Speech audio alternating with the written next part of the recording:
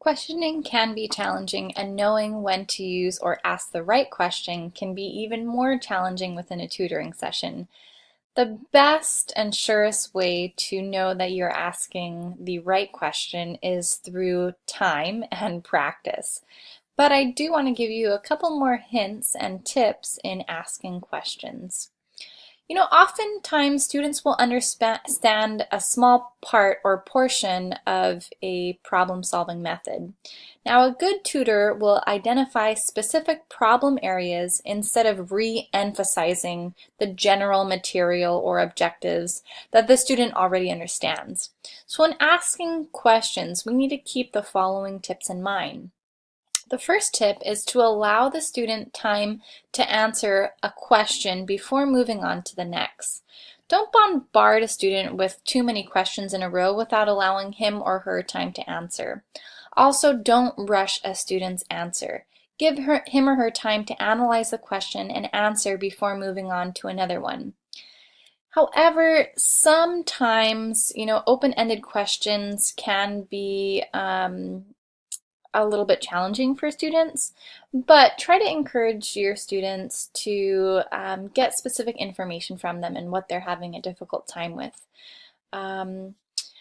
Some students, might need a little extra help, so it's totally okay to give students hints, but not giving them the answer, right? But, wait a reasonable amount of time before you give a hint. But of course, we don't want to embarrass the student by their lack of knowledge, so it's perfectly okay to give them hints after waiting a little while. And then don't make the student feel like he or she is being interrogated. We really want to be thoughtful with our questions, and again, we don't want to bombard them with too much material and information. Another helpful hint is to mix the Socratic method of questioning with others. Asking questions is very important and very effective in a tutoring session, but a session with only questions can overwhelm a student and not allow the tutor to give enough feedback or modeling. So be mindful again with the amount of questions that you're asking. Really use your discretion. After asking a question, try to monitor the student's verbal and nonverbal communication. Do they look defeated or frustrated or lost? Maybe if they're exhibiting these types of characteristics, asking more questions might not be effective, and you might have to move towards modeling or some type of scaffolded learning technique to be able to bridge more information before you ask further questioning. And also be mindful of the questions being asked. Again, we don't want students to feel dumb or inadequate.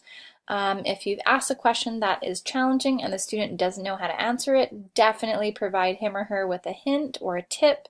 And if not, you can say, okay, don't worry about answering that. Let's go look, again, a little bit more at the problem, or, let me give you an example of what this would look like in a real life situation. And so the last tip that I recommend is make your questions specific. Try to avoid general questions as much as possible. At times, general feedback or questions is helpful, like for example, what are you having problems with? However, always narrowing the focus as much as possible will help you as a tutor to gain a better idea of what the student needs help with. And students can be overwhelmed when asked specific questions, but again, when you're asking them specific questions, don't rush them. Allow them to give you an answer.